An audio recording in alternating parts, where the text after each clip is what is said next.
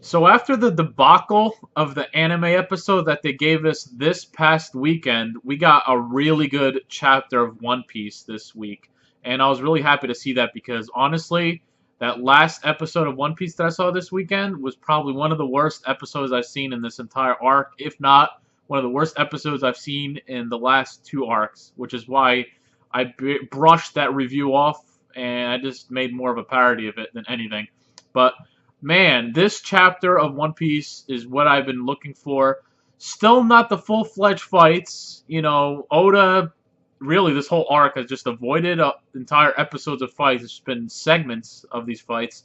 But great, great episode.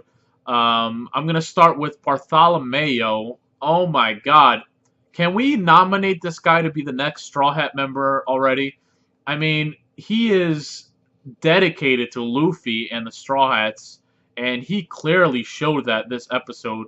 He he blocked all the attacks that what's his face was sending at him. What the hell is that guy's name now?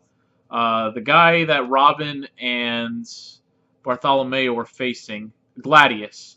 All those attacks that Gladius were shooting at him, the bullets or whatever was the beams, he uses barrier ability to block it all. And then on top of that, he still uses barrier ability to create like a staircase for Luffy and Law to climb up. So this guy is so dedicated.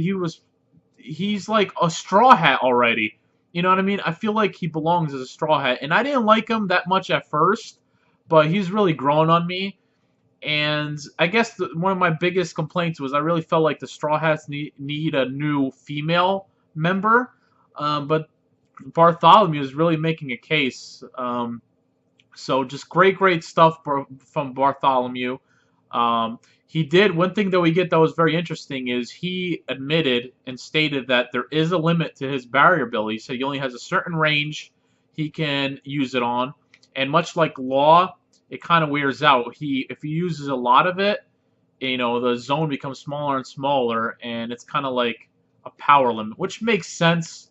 Otherwise, his Devil Fruit would be completely overpowered. But good stuff from Bartholomew. And Robin, great stuff from Robin. I liked Robin so much in this chapter. She pretty much, the name of this chapter was called Trump Card. And the reason for that was because Robin stood up for Luffy and was like, you're not getting to Luffy. Much like Zoro did a couple chapters ago, Robin did the same thing. She's like, you're not getting to Zoro. I'm going to protect him. Almost like a...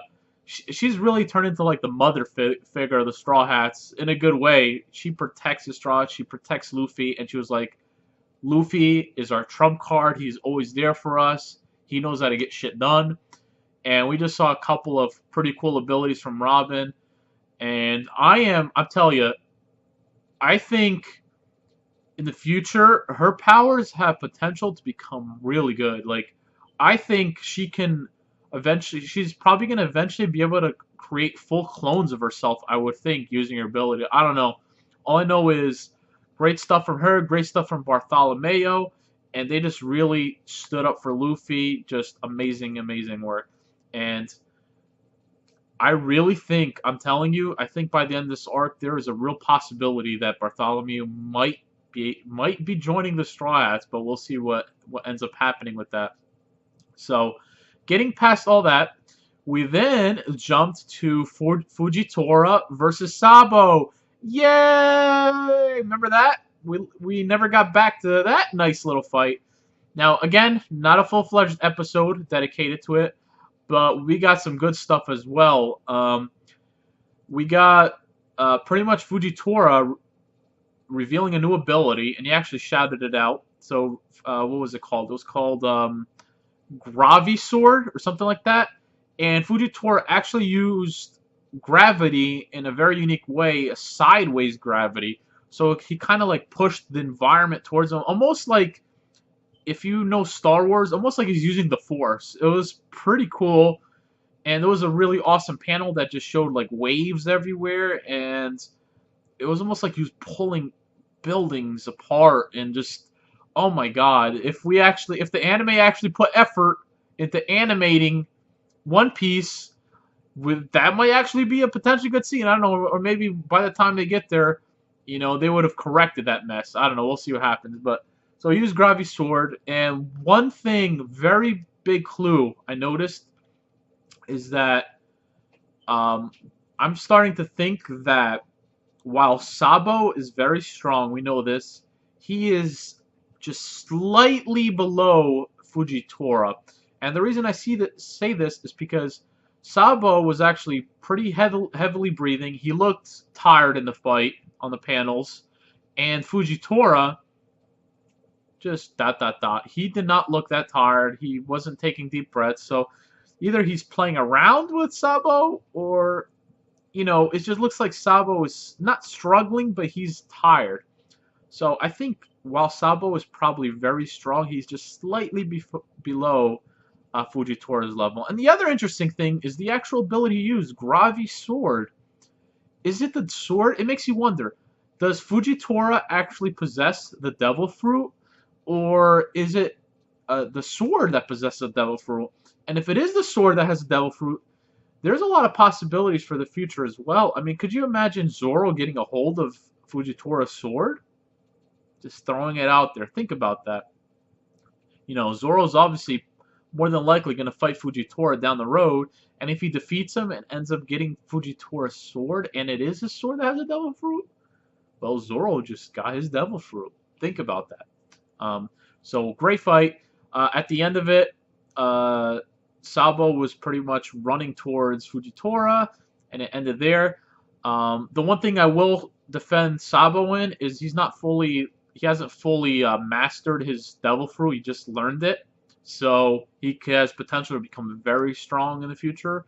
But he is pretty damn powerful. So that was that. And then the other thing we got in the chapter was Rebecca versus Diamante. And I shouldn't even say versus, because it was more like Rebecca crying like a baby in front of Diamante, and she's just I like Rebecca, I do, as a character, but I'm losing respect for her because she can't stand up for herself. And then sure enough, Diamante was like really cool. He's like, I killed your mother with the gun. I shot her, and I'm gonna do the same thing to you. So that was kind of cool. Then I think Kairos comes in and saves Rebecca, and now it looks like they're setting up that fight. And they had a lot of really touching flashback and good scenes there. So I'm very curious when the anime gets to this point. Please do this episode justice. Anime needs to get better. It's been slacking, but that's a review for another time. But really good stuff. I'm trying to think if there's anything else I missed. Not really. I mean, there was a couple flashes of other stuff like Usopp and all that, but they didn't really get into that. So overall, really solid chapter of One Piece. I enjoyed it. I think this arc has to be coming close to an end. I mean, there's still a lot. They have to go over the Law backstory, probably get more into Flamingo, the whole Flamingo fight, a couple other little things, but coming to a close, I hope. And overall, I'm going to give this chapter... It wasn't amazing, but it was really good. So I'm going to give it 8. I'll give it 8. Yeah, why not? 8 out of 10. I was close to giving it an 8.5. I really was, but I wasn't too crazy about the cowardly Rebecca at the end. So 8 out of 10. Very solid chapter of One Piece. Continue this, please. Consistency. They had 2 weeks to make this chapter. Oh, man, just keep it consistent. You're at the end of the arc. Build from here. Make the next episode better. Make it a little better the next episode. A little better next. Go out the bang. Finish this arc with the bang. That is all I have for today. I hope you guys enjoyed this chapter review, and I will see you guys later. Peace.